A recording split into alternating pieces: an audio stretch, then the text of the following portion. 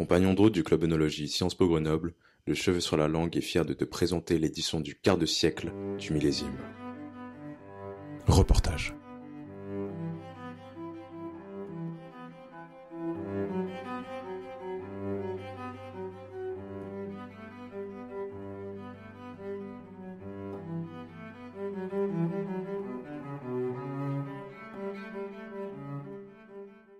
Mais qu'est-ce que le millésime ? Donc le millésime, le millésime festival unique en France puisqu'on combine à la fois la musique et le vin. Et ça c'est assez exceptionnel. On est en route depuis 15 jours parce que le millésime sur le bassin grenoblois, ça a démarré il y a maintenant 15 jours avec une randonnée gourmande, avec un banquet dans l'ancien palais de justice. Après il y a eu des soirées, tous les 10 jours là qu'on suivi, il y a eu des soirées. Quand je dis des soirées, c'est toujours un concert avec une dégustation.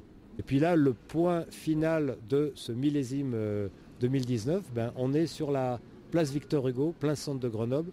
Et là, il y a 3 facettes. Il y a à la fois un village vigneron avec un tas de vignerons qui sont là, qui vous font déguster leur vin et auxquels vous pouvez acheter à prix cave, ce qui est intéressant. Il y a une partie musicale, c'est-à-dire que pendant les 4 jours sur la place, non-stop, il y a des concerts de musique. Ambiance plutôt classique et jazz. Et 3e volet de ce festival, est vraiment le truc incroyable et unique, c'est qu'on a des ateliers de dégustation animés par un œnologue professionnel qui parle du vin, parle du thème choisi avec un support de 5, 6, 7 vins en dégustation. Voilà en gros les grandes lignes du festival du millésime qui en est à sa 25e année quand même. En fait, les 25 ans cette année. Donc c'est pas rien.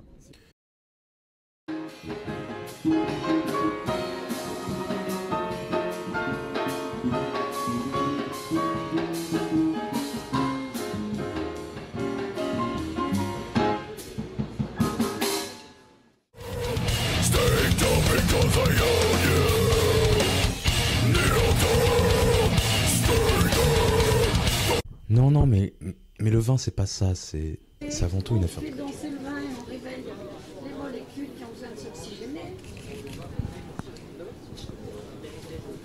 Dominance fruitée.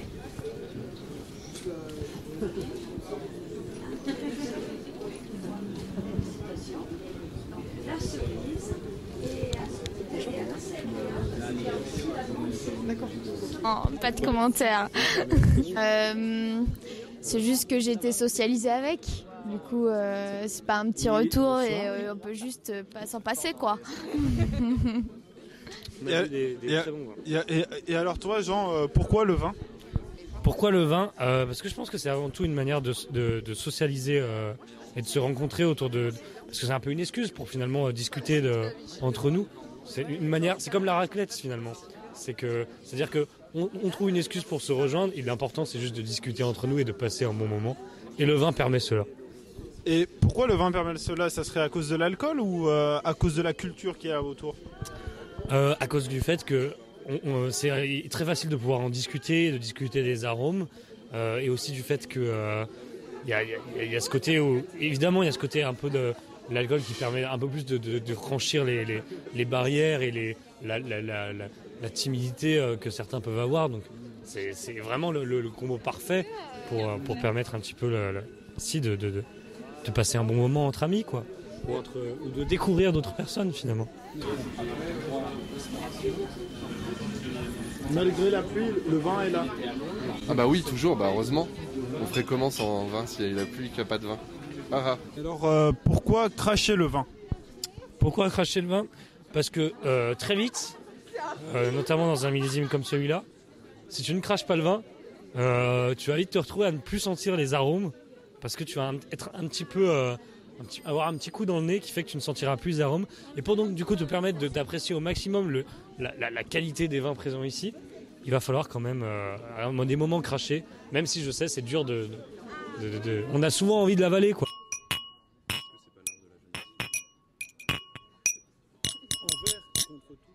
Je suis la duchesse de l'ivresse.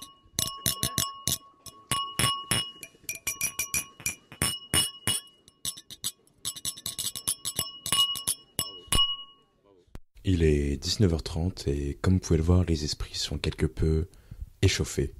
Le moment pour les festivaliers du millésime de débattre. Quand on a créé le domaine, on a planté les vignes, il fallait assurer la meilleure implantation possible à la plante. Et pour nous, le glyphosate, évidemment, il n'y avait pas moyen. Et moi, je me sentais pas de passer ma vie dans un tracteur, ça me gave.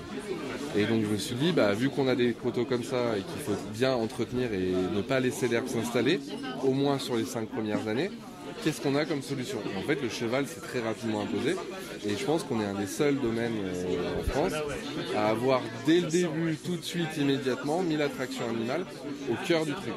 Et donc on a fait ça pendant 5 ans. Pas qu'il faut le boire. Hein.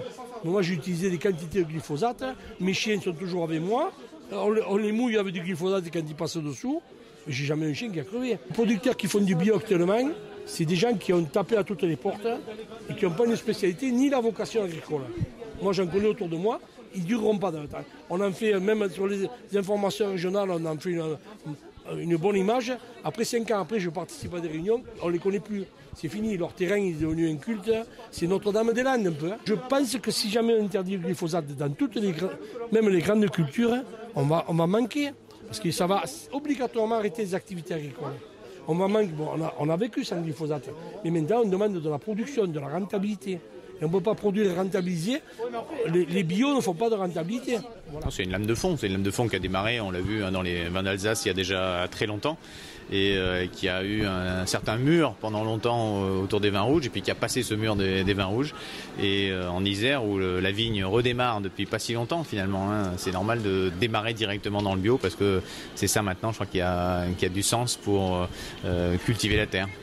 Et donc maintenant qu'on a des vignes bien implantées, qui ont bien fait leur système racinaire, on fait de l'enherbement. Donc on laisse l'herbe pousser, on tond et on garde de l'herbe. On ne veut plus avoir des sols nus. Ça protège la sécheresse, ça retient un peu l'humidité. Enfin, il y a plein d'avantages dans les couverts végétaux qu'il n'y a pas forcément avec le reste.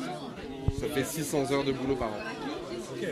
Voilà, ça commence à être pas mal. Nous maintenant, moi le domaine, je l'ai fait classer en HVE, haute valeur environnementale. Donc c'est pas bio, c'est plus que bio. En bio, on dit voilà, on ne me traite plus, on peut manger tranquille, on peut boire tranquille. Non, le bio, on peut définir une parcelle dans la vigne, dans le domaine, dans l'exploitation, dire on l'a fait bio et mettre sur la porte étiquette bio et avoir 95% non bio. Mais après, il se passe ce qui se passe. HVE, c'est la totalité de l'exploitation et on a droit à certains produits. On a droit, par exemple, à un produit qui a fait parler de lui, le glyphosate. Le glyphosate, on a droit à utiliser le glyphosate en petite quantité, c'est contrôlé. Voilà, c'est la fin de la journée et ce qu'on a retenu du millésime, c'est que c'est avant tout un événement de passion, d'amour et de partage. C'est la passion qui domine, la passion. Il n'y a pas autre chose. Ah oui, les salons, je vais vous dire, les salons, on mange de l'argent. Mais le côté passionnel de faire connaître nos produits, de les faire découvrir. Oui, effectivement, j'aime bien ça. Et j'en bois, j'en déguste. Voilà, et j'aime bien qu'on me raconte des histoires autour du vin. Ça va, Emma. Ça va? Mais ouais, ça va. Ewen. Le festival du vin, c'est avant tout beaucoup de rire. Exactement. L'important, c'est de rire dans la vie. Ça fait plaisir. Alors, les gens ils découvrent ça, mais nous, quand on voit que quelqu'un a goûté et il apprécie, on est aussi content que lui, quoi. Voilà. On a ce côté-là, quoi. On est satisfait. Ça veut dire qu'on a fait quelque chose de bien.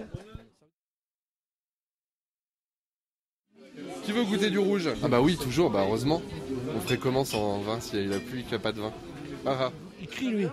Oh, arrête, Arnaud, crier. Oh, mais quoi va plus loin. Mettez-vous là-bas. Mais qui viennent parler avec nous? Eh bien non, mais il ne voudra pas. Vivre cette culture du vin et en plus de la voir revivre avec un vin de qualité et un vin bio. L'eau, moi, je ne l'aime pas. Elle est toujours couleur de noyade. Merci. Les amis. Bonne soirée, bonne nuit.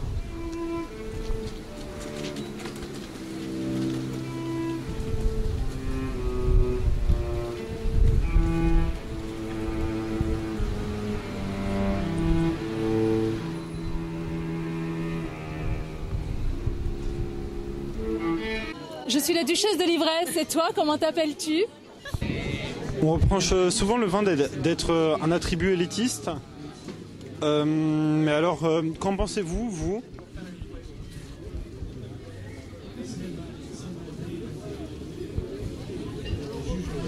Ensuite, j'ai une autre question. Le rapport entre vin rouge et société. et entre reproduction sociale.